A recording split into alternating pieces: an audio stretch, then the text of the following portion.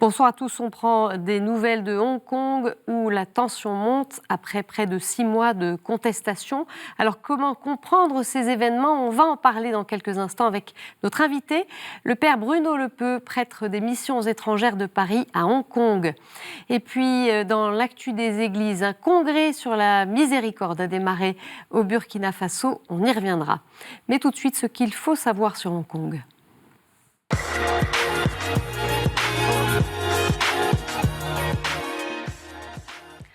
Hong Kong est située en Asie du Sud-Est, ancienne colonie britannique. Elle a été rétrocédée à la Chine en 1997. Sa population est d'environ 7,3 millions d'habitants, dont 92% sont chinois, 2,5% philippins, 2% indonésiens. Les autres nationalités représentent 3,4%. Alors côté religion, les bouddhistes et taoïstes représentent autour de 30%.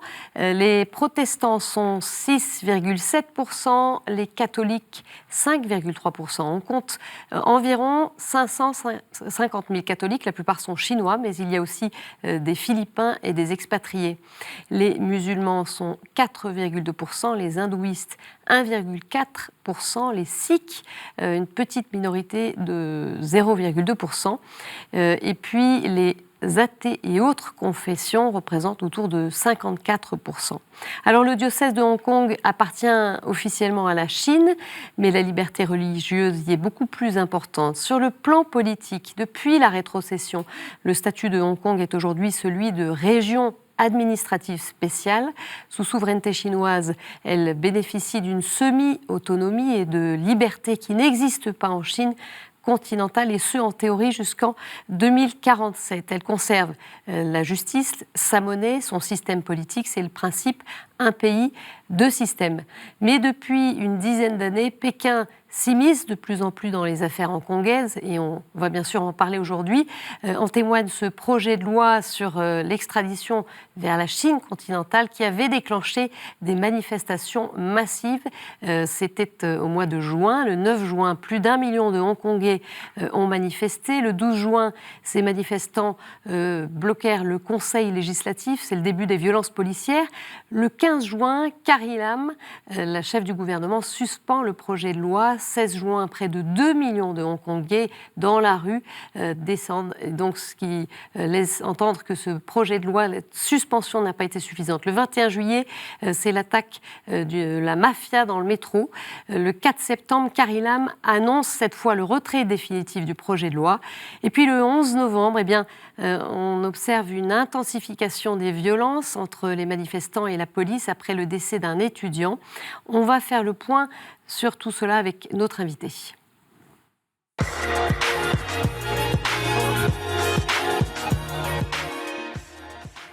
Père Bruno Lepeu, bonsoir. Bonsoir. Merci de nous rejoindre. Vous êtes en France depuis quelques mois dans le cadre de votre thèse. Je le disais, donc vous êtes prêtre des missions étrangères de Paris à Hong Kong. Alors, la situation, elle est évidemment évolutive. On va tâcher de prendre un peu de recul avec vous pour essayer de comprendre ce qui se passe en ce moment à Hong Kong, une situation très préoccupante. Comment vous vivez ces événements depuis la France? Voilà, vous suivez de près l'actualité. J'imagine que vous êtes assez inquiet. Tout à fait, oui, parce que c'est une situation totalement dramatique.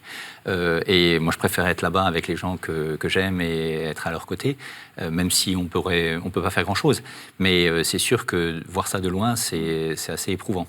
Alors, je le disais, des violences qui sont quotidiennes, affrontements entre les jeunes et la police qui se sont étendus bien au-delà du centre, à 1h30 du centre-ville de Hong Kong au nord. Gabriel Kerry a recueilli le témoignage d'un prêtre francophone. On l'écoute. À l'origine, on est un lieu hyper tranquille où il se passe rien du tout. Et là, en fait, tout d'un coup, ça devient un point chaud parmi d'autres, parce qu'il y a des points chauds qui sont un peu partout à Hong Kong maintenant. Juste devant la paroisse, il y a des rues qui sont dégradées, il n'y a plus de feu de circulation, il y a de manifestants en fait pour se protéger de la police en fait vont obstruer les rues et donc du coup vont faire des barricades par eux-mêmes. 4 nuits d'affilée, il y a eu un peu des affrontements entre manifestants et police juste devant chez moi là. On est aux premières loges pour voir ce qui se passe. On respire plus tellement l'odeur des bombes lacrymogènes est forte et puis on le ressent un peu à tous les niveaux parce qu'il y a beaucoup d'événements qui sont annulés. Concrètement, en fait, ma paroisse, elle est imbriquée dans une école primaire et depuis une semaine, en fait, il y a plus cours. Voilà, alors des écoles, hein, le père qui le disait, une école fermée, il y en a évidemment, je crois, toutes à travers l'île. La violence qui s'intensifie, il y a aussi un événement assez préoccupant aux abords de l'université polytechnique. On va revenir un peu sur les faits, mais dites-nous peut-être, essayons de comprendre avec vous ce qui se passe. Moi, j'ai en arrière-fond, je me dis, mais est-ce qu'on va observer un nouveau Tiananmen ? C'est la question que je me pose. Comment en fait, c'est une bonne manière de revoir les choses, c'est qu'il faut remonter à Tiananmen. Il s'avère que je suis arrivé à Hong Kong en 88, et on a vécu Tiananmen en direct à Hong Kong, et c'est la première fois où il y a vraiment une prise de conscience politique et démocratique à Hong Kong. Et c'est là où on a commencé à avoir des grosses manifestations. C'est la première fois qu'à Hong Kong, il y avait 1 million de personnes dans la rue, en 89. En parallèle de ce qui se vivait à Pékin ? Complètement. C'est-à-dire qu'on vivait, si vous vous rappelez la guerre du Golfe, où on avait tout ça à la télévision en permanence, nous c'était pareil en 89. Et si bien que c'est rentré dans l'ADN des gens de Hong Kong. C'est-à-dire qu'une peur de Pékin et une peur de Tiananmen. Et c'est pas pour rien que tous les ans, il y a une commémoration des années de Tiananmen, et il y a une commémoration cette année, là, le 4 juin, où il y avait encore 181 personnes qui pour la veillée commémorative. Et je me souviens très bien d'un jeune qui a dit, ben voilà, eux, ils ont porté le flambeau il y a 30 ans, c'est à nous de continuer de le porter. Et je pense que c'était un peu prophétique, quoi. Alors, donc, il faut mettre ça en perspective, si bien que quand il y a eu la rétrocession en 97, il y avait des craintes. Bon, puis on s'est aperçu que elles n'étaient pas fondées. Les craintes que toutes les libertés de Hong Kong soient réduites, disparaissent au fur et à mesure. Et ça ne s'est pas passé. La situation à Hong Kong est restée tout à fait normale. Et puis, progressivement, on a vu des choses apparaître. Et la population a réagi. En 2004, par exemple, il y a eu déjà une première grosse manifestation contre un projet de loi de sécurité nationale, et qui n'est pas passé. Le gouvernement a tout de suite fait marche arrière. Ce qu'ils n'ont pas fait cette fois-ci. Alors après, on a eu la loi de base qui régit Hong Kong, prévoit un passage au suffrage universel progressif. Qui devait se passer en 2012. Alors voilà, mais qui n'a pas eu lieu, parce que ce n'était pas prévu dans le calendrier législatif. Bon, ça a retardé. Il fallait d'abord gérer le suffrage universel pour le chef de l'exécutif avant de gérer le suffrage universel pour le conseil législatif qui est pour l'instant élu à moitié au suffrage universel. Et donc, il y avait un projet de loi qui a finalement été présenté, mais en fait, le suffrage universel était précédé par une sélection par un comité de 1000 personnes et ne pouvait être élu que ceux qui avaient été choisis par Pékin, en gros. Si bien que pour la population, c'était un faux suffrage universel. Et c'est là où, en août 2014, il y a eu un blocage. Et à partir du 31 août, c'est là où ils ont commencé le principe de Occupy Central, qui est devenu le mouvement des parapluies. Voilà. Et donc 79 jours où le centre de Hong Kong a été complètement bloqué. Les jeunes étaient très pacifiques, mais rien n'est sorti. Ils n'ont rien obtenu. Mais il n'y avait pas du tout ce contexte de violence. Du tout. C'était très, très pacifique. Vous savez, par exemple, il y avait un bus qui avait été pris dans l'occupation. Après 79 jours, le chauffeur du bus est remonté dans son bus, il a redémarré aucun problème. Il n'avait pas été crevé, pas été tagué, rien du tout. Ce n'est pas le cas aujourd'hui. Et les jeunes se sont dit, bon, on s'est fait avoir. On n'a rien obtenu. Donc, il y en a qui ont cherché à passer un peu plus au niveau de la violence. Au Nouvel An 2016, il y a eu des affrontements pour la première fois. Et puis, il y a d'autres jeunes qui ont cherché à passer au niveau du législatif, donc ils se sont fait élire en 2016 comme députés. Ils sont passés, avec certains énormément de voix. Et puis, ils ont été disqualifiés.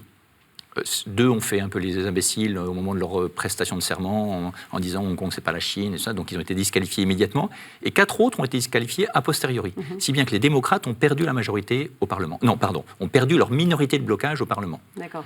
Et si bien que le gouvernement avait la voie libre pour faire passer tous les projets de loi qu'il voulait. Et on a eu là-dessus les responsables des des mouvements des parapluies qui ont été arrêtés, emprisonnés. De manière un peu décalée par rapport aux événements. Puisque les jeunes, ils ont été emprisonnés en 2018, je crois. Et puis les deux professeurs et le pasteur qui étaient à l'origine du projet, ils ont été arrêtés, ils ont été emprisonnés en avril dernier. Voilà, donc pourquoi c'est arrivé beaucoup plus tard? La vengeance, ça fourre à froid. Ouais. Je pense que c'est vraiment ça, attendre que bien les choses soient bien calmées. Et en fait, ça a redémarré Et on était à ce moment-là sur le projet d'extradition vers tous les pays, mais le problème était sur la Chine. Et comme beaucoup de gens, que ce soit des avocats, des businessmen, des consuls généraux, qui ont dit mais attention, cette loi, le projet n'est pas bien ficelé, il y a des problèmes. Et Carrie Lam, au lieu de faire marche arrière, a dit de toute façon, le projet il est bon, je le passe en deuxième lecture, en passant au-dessus de la première étape. Donc elle est passée au-dessus des démarches habituelles, persuadée qu'avec sa majorité absolue, ça passerait, sans réaliser que la population allait réagir. Donc le 9 juin, 1 million, elle a dit « je le passe quand même ». On est passé aux affrontements devant le Conseil législatif, qui n'a pas pu voter, et il y a eu des violences policières, et c'est là où les choses ont commencé à se gripper. Et si bien que Carrie Lam, faisant un peu marche arrière, ça n'a pas suffi. Parce que très vite, les manifestants, toute la population a demandé en fait une commission indépendante pour faire le point, faire la vérité sur ce qui s'est passé dans les violences policières. Les violences policières du 12 juin étaient rien comparé à ce qu'on voit aujourd'hui. D'accord. Donc il y a eu une escalade. Ça n'a rien à voir. Et de même que la violence des jeunes, elle n'existait pas le 12 juin, mais elle est née, et de plus en plus. Et d'une certaine façon, une réponse de la violence à la violence. Et des choses qu'on n'aurait jamais imaginées à Hong Kong, jamais. Comment vous l'expliquez? Ça reste mystérieux pour vous? Complètement mystérieux, parce que les gens de Hong Kong sont des gens excessivement policés, respectueux des lois au possible. Les relations entre la population et les forces de l'ordre sont excellentes, étaient excellentes. Les manifestations se passaient toujours dans le meilleur des cas. Au départ, du reste, lors des manifestations, les gens nettoyaient derrière eux. Des choses totalement inimaginables en France. Et progressivement, on a vu les choses se détériorer et surtout se monter les uns contre les autres. Vous voyez, par exemple, les policiers appellent les manifestants des cafards. De la vermine, quoi. Donc, ce qui est très, très... mais du même que les jeunes les traitent de propos, je sais pas, on a des surnoms qui sont un peu méprisants, et en fait, la population s'est complètement fracturée. Alors, justement, qu'est-ce qui s'est passé au niveau de la population qui, au début, était très mobilisée? Ça s'est polarisé aujourd'hui? De quelle manière? C'est très polarisé, mais la mobilisation reste très forte. C'est-à-dire, on pense que le gouvernement a joué sur un retournement de l'opinion publique. Donc en faisant pourrir un peu le mouvement, ou en aidant à ce qu'il pourrisse, je ne sais pas ce qui s'est passé exactement, de retourner la population, on sait que l'opinion publique à Hong Kong est très, je ne dirais pas conservatrice, mais n'est pas du tout en faveur de la violence. Et ils se sont dit, si les jeunes font de la violence, ils ne vont plus soutenir les jeunes. Il manque de peau. Il n'y a eu aucun retrait. Et même aujourd'hui, alors qu'il y a des violences très fortes, la population est toujours derrière les jeunes. Alors, pas pour chanter les louanges de leur violence, mais pour dire ils font le bon combat, quoi. Et il y a eu un sondage très récemment qui disait que 84% des gens de Hong Kong considèrent que le problème il est du côté du gouvernement. Mais alors, cette division dont vous parliez, de quoi s'agit-il alors? C'est-à-dire que c'est une colère très forte contre toutes ces exactions. Vous voyez, par exemple, il y a des suicides qui ont eu lieu. De jeunes. Bon, alors au départ, il y en a qui ont très ouvertement, comme au tout début, se sont suicidés pour le mouvement. Le premier qui est tombé le 15, juste avant les 2 millions de manifestants, il avait mis une grande banderole contre les exactions de la police. Et il ne voulait pas redescendre de son building. Finalement, il en est tombé. Mais il y a deux autres jeunes. Suicide ou accident. Oui, mais il y a deux autres jeunes qui ont laissé un testament disant que c'était à cause du mouvement. Mais depuis, il y a eu des morts suspectes. On a retrouvé, par exemple, une jeune fille qui avait disparu, on savait qu'elle était proche du mouvement, elle a disparu et on l'a retrouvée dans la mer, toute nue.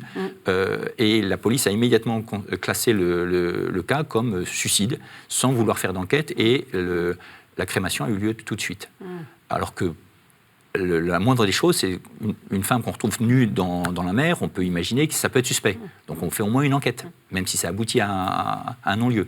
Mais pour les gens de Hong Kong, c'est très manifestement des morts très douteuses qui pourraient être des morts suite des violences de la policière. Est-ce qu'il y a des enquêtes indépendantes là-dessus ? Eh ben c'est là le problème. Alors, il y a actuellement tout un travail qui a été fait par des avocats, mais aussi des travailleurs sociaux pour essayer de repérer toutes les violences policières. C'est recensé quelque part ? Voilà, c'est recensé, c'est en plusieurs langues, avec toutes les vidéos qui vont avec. Ça a été publié il y a une dizaine de jours. Mais de là à faire des enquêtes, on n'a pas les pouvoirs. C'est que la police qui peut faire des enquêtes. Donc, et derrière cela, le gouvernement se cache derrière la commission d'enquête interne à la police, et le gouvernement dit elle est suffisante pour voir s'il y a eu des exactions de la police, faites confiance à la police, il n'y a pas besoin d'une commission indépendante. Or, beaucoup de gens, y compris du côté du gouvernement, disaient, ou des anciens responsables du gouvernement disaient, mais le problème est beaucoup plus large que les problèmes de la police. Qu'est-ce qui s'est passé ? Comment on en est arrivé là ? Et donc, il faut faire la lumière sur ces questions-là. Donc, seule une commission indépendante peut prendre l'ensemble du problème. De même qu'une commission indépendante peut avoir des pouvoirs que la commission de la police n'a pas. Parce que la commission de la police ne peut qu'analyser ce qu'ils ont entre leurs mains. Ils ne peuvent pas demander des enquêtes supplémentaires, par exemple. Alors, ces événements, et qui vous surprennent aussi, et par rapport effectivement à la culture hongkongaise, plutôt pacifique, qu'est-ce qu'ils disent aussi de cette jeunesse qu'on voit dans la rue aujourd'hui, cette jeunesse hongkongaise ? Alors on disait que c'était une jeunesse qui était totalement non politisée. Alors on s'est aperçu que déjà depuis 4-5 ans, ce n'était pas le cas. Et je me dis peut-être que c'est aussi les enfants de la jeunesse de Tiananmen. C'est-à-dire que des parents qui ont vécu, quand ils étaient jeunes, les événements de Tiananmen en direct à la télévision, mais aussi dans les rues de Hong Kong, c'est passé dans les gènes. Et probablement que c'est leurs enfants qui sont là aujourd'hui. Et donc qui ont senti ça en profondeur en eux. Je ne pense pas que les jeunes étaient remontés au départ. Je pense qu'ils sont très sensibles à la justice, comme tout jeune, en fait. Et pour eux, les exactions qu'ils ont vues, elles étaient inacceptables.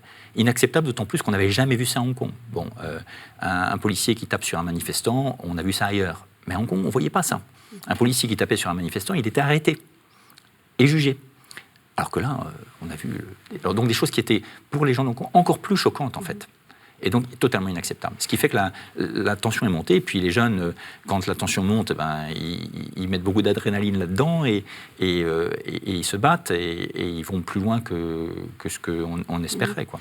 Alors vous parliez de ces exactions, donc aujourd'hui, qu'est-ce qu'ils demandent, ces manifestants ? Ils veulent une justice, ils veulent toujours ce suffrage universel qui n'a pas été complètement acquis. Voilà, c'est quoi les slogans aujourd'hui dans la rue ? Le suffrage universel n'est pas la première chose qu'ils demandent. D'accord. Qu'est-ce qu'ils demandent en premier ? Ils demandaient le retrait de la loi, le retrait total, c'est fait. Ils demandaient surtout une commission indépendante, et ça on l'attend toujours.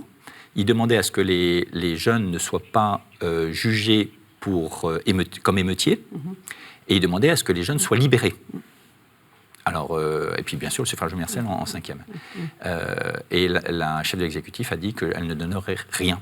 Et donc même la semaine dernière, quand les choses ont commencé à chauffer beaucoup plus fort, elle a pris la parole, on s'attendait à ce qu'elle fasse un discours d'apaisement, et au contraire, elle a dit « je ne céderai jamais à la violence ». Mais pendant ce temps-là, ces forces de l'ordre font augmenter la violence, quoi. Les chrétiens, dans ce contexte, on se rappelle de ces chants Alléluia au Seigneur, Sing Alléluia to the Lord, dans les premiers temps, les premiers mois de la mobilisation. On en est où et comment est-ce qu'ils se situent dans ce mouvement ? C'est-à-dire que les chrétiens, ils sont 10% de la population locale. Donc, vous avez 10% des manifestants qui sont chrétiens, probablement. Et donc, ils étaient présents, et donc, ils chantaient, et donc, il y avait de temps en temps une croix, il y avait de temps en temps l'évêque. On était visibles. C'est moins le cas ? Non, c'est-à-dire que, d'abord, il n'y a plus de grandes manifestations, ça c'est sûr. De même que beaucoup de gens sont passés en retrait face aux manifestations violentes. Aujourd'hui, ce n'est plus des très grandes manifestations, mais c'est des petites manifestations dans les 18 points de Hong Kong, et souvent violentes, avec des barricades, des choses. Et là, vous n'allez pas avoir l'évêque à cet endroit-là, c'est normal. Par contre, on a vu l'évêque pas plus tard que dimanche soir, qui a essayé avec d'autres responsables de la société, ou l'évêque auxiliaire, Monsieur Ra, d'entrer dans l'université pour négocier avec les jeunes pour qu'ils sortent, pour qu'ils acceptent de rendre les armes, si on peut dire. L'université polytechnique, qui est le... Ils sont restés entre 1h du matin et 4h du matin, et on leur a... rien obtenu. Non, le gouvernement, les forces de l'ordre ne les ont pas autorisés à rentrer dans l'université. Ouais. Donc, il s'engage, notre évêque auxiliaire. Il s'engage. Est-ce que l'Église, elle est écoutée d'une manière ou d'une autre, ou visiblement, elle ne l'a pas été, là? En l'occurrence, il y avait l'évêque auxiliaire, un pasteur et puis une douzaine de représentants du conseil législatif démocrate. Sur la photo, c'est lui qui était au milieu, donc il est de fait écouté, reconnu comme une autorité spirituelle, et donc l'Église à Hong Kong est très, très présente par les écoles, par Caritas. Donc l'Église catholique, c'est vraiment une entité qui est connue, mais qui n'est pas derrière le mouvement. De manière officielle. De manière proactive, je dirais. Mais c'est vrai que vous avez des veillées de prière, vous avez des églises qui restent ouvertes pour prier, mais aussi pour que les manifestants puissent se reposer. Donc il y a une ouverture au mouvement qui est très forte. Alors concernant le soutien, cette fois, de l'Église universelle, voici ce que nous dit ce prêtre joint par téléphone. Du point de vue de l'Église catholique, en fait, je pense qu'il y en a beaucoup qui sont surpris que le pape n'ait rien dit du tout. Il est si prompt à dénoncer ce qui se passe à droite à gauche dans le monde et à faire des remarques à droite à gauche. Et en fait, pour les catholiques, beaucoup se disent pourquoi le pape ne dit rien. Je pense que beaucoup sont un peu surpris. Heureusement qu'il y a le bishop A, le Joseph A, qui lui est vraiment engagé. Enfin, il est dans la paix. Il n'est pas du tout pour la violence. Mais il est engagé et il va en première ligne, et c'est ce qui fait qu'il y a encore beaucoup de jeunes catholiques qui continuent à aller à l'église et qui continuent de croire, parce qu'il y en a beaucoup qui sont tentés qui sont un peu désespérés par la non-action de certains prêtres ou même du Vatican, quoi, qui dit rien du tout, quoi. Voilà, alors ces événements qui se passent côté Hong Kong, est-ce qu'ils ont des incidences côté Chine continentale ? Moi, ce qui m'a frappé, c'est de voir que d'un côté comme de l'autre, les deux populations se sont montées l'une contre l'autre. Où il y avait eu tout un effort qui avait été fait toutes ces dernières années pour rapprocher les deux. Et venir à Hong Kong pour les gens du continent, c'était une belle destination, c'est un beau voyage. Maintenant, ils sont remontés complètement contre les gens de Hong Kong, parce que la propagande leur a montré que les côtés négatifs, toutes les choses affreuses qui ont été faites par les étudiants, et pas le reste. Et à l'inverse, les jeunes de Hong Kong, ils ne veulent plus du tout entendre parler du fait qu'ils sont chinois, quoi. Il y a aussi beaucoup d'étudiants chinois côté hongkongais. Voilà, mais il y en a un certain nombre qui sont repartis, là. Parce que d'abord, les universités ont terminé leur semestre plus tôt que prévu la semaine dernière. À cause de la situation. Donc les étudiants de Pékin du continent sont repartis.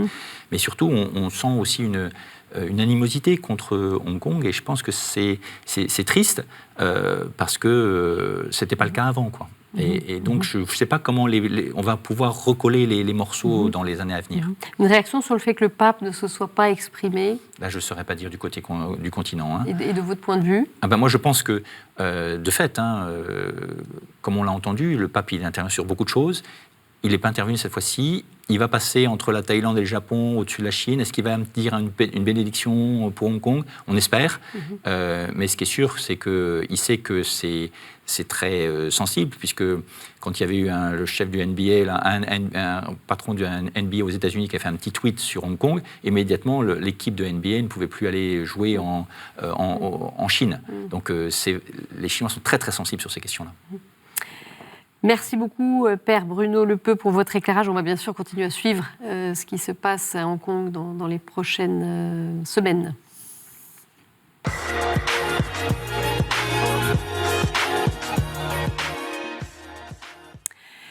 Focus cette semaine sur 3 actualités d'église. Le 4e congrès de l'Afrique et de Madagascar sur la miséricorde divine se tient ces jours-ci au Burkina Faso, un pays qui subit depuis plusieurs années de multiples attaques terroristes visant notamment les chrétiens. On se souvient, on en avait parlé ici, de l'assassinat en mai dernier de fidèles catholiques et d'un prêtre au nord du pays. Alors ce congrès de Ouagadougou, il réunit des évêques, des prêtres et des laïcs responsables en paroisse et en mouvement. Il se veut proche des personnes déplacées et des victimes de violences armées. Ainsi, en prélude à cet événement, le 10 novembre a été consacré Journée de la Miséricorde. Plus largement, le congrès qui offre un temps de prière, de réflexion et de partage est un temps béni, selon l'abbé Paul Ouedraogo, directeur de TV Maria, une chaîne de télévision locale. On l'écoute. Nous voyons donc la tenue de ce congrès comme une providence divine qui permet de chercher ensemble des solutions pour régler effectivement un certain nombre de questions sur l'avenir de l'Afrique. D'ailleurs, le thème du congrès, c'est la miséricorde divine, une grâce pour notre temps. Croire à la miséricorde de Dieu, c'est croire que effectivement le mal n'a pas le dernier mot et s'attendre à ce qu'il y ait vraiment de l'amélioration, que les hommes en recevant la miséricorde de Dieu puissent être porteurs aussi de cette miséricorde. La miséricorde nous ouvre en fait à une disposition à pardonner, une disposition à comprendre l'autre, une disposition à croire que l'autre est capable de changer, une disposition à savoir que on est interpellé à faire des efforts, comme on le disait tout de suite. Avec la grâce qui nous accompagne, nous devons faire des efforts pour maintenir une certaine unité et pour un meilleur devenir de l'humanité. Le projet Maison de la famille d'Abraham a été présenté le 15 novembre au pape François par le grand imam Al-Tayeb en visite au Vatican. Il prévoit la construction sur un même site à Abu Dhabi d'une église, d'une mosquée et d'une synagogue. L'objectif, promouvoir le vivre ensemble. La Maison de la famille d'Abraham est le premier projet issu du document sur la fraternité humaine signé le 4 février par le pape et le grand imam d'Al-Azhar. Il devrait voir le jour en 2022. Des images qui surprennent à Moscou. Un énorme graffiti représentant le visage de Jésus-Christ est apparu dans la capitale russe à la fin du mois d'octobre. Ce n'était pas le premier et apparemment pas le dernier. Il a été réalisé sur la colonne d'un pont par le peintre Alexandre Tsipkov, réalisé dans les lieux de prédilection des taggeurs, sur les murs d'immeubles et sous les ponts. Les œuvres de ce graffeur représentent Jésus, la Vierge ou les saints. Elles font écho au tag Jésus sauve, vu notamment sur le périphérique parisien.